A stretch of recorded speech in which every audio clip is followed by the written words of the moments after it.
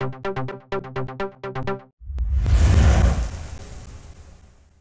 everybody, thanks for watching Cinema Swad's review of Captain America, the first Avenger.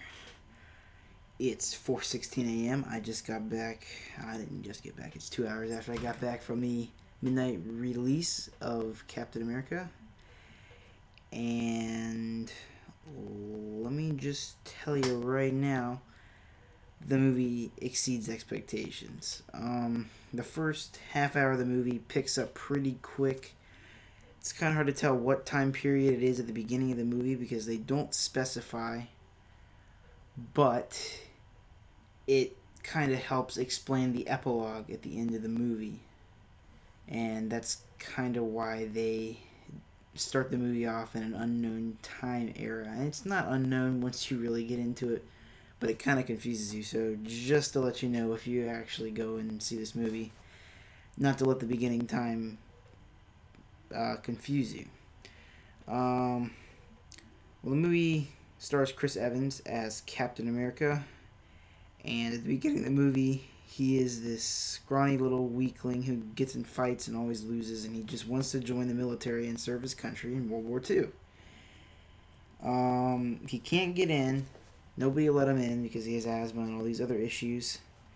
Until he meets this mysterious German doctor at Howard Stark's World Expo. And this doctor, German doctor, helps him get into the army in a top secret military program. And he ends up being the experiment for this muscle enhancing serum. And that's how he becomes Captain America. So the action sequences in this movie are unbelievable. Better than probably any Marvel movie I'm going to say I've ever seen. I'm going back in my head real quick, but as far as action sequences go, I don't think it gets better than this movie. Probably the best of this summer. The way they use 3D CGI and even live action stunts and stuff, it's pretty incredible. And if just to watch the movie solely on that would be worth the price of the ticket. Some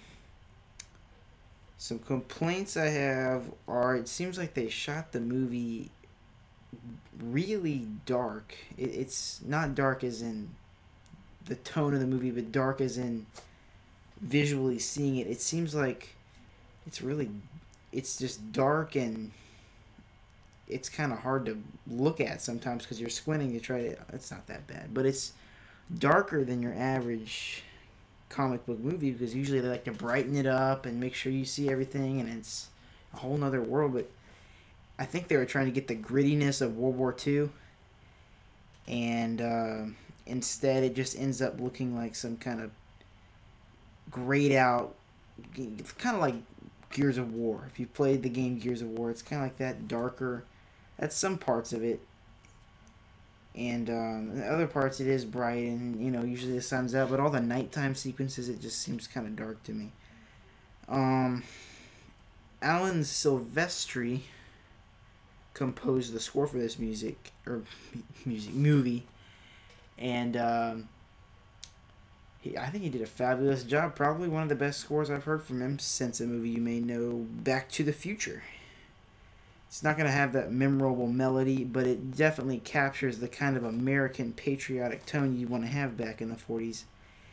And he does a really good job at it. Probably one of the better scores I've heard this summer.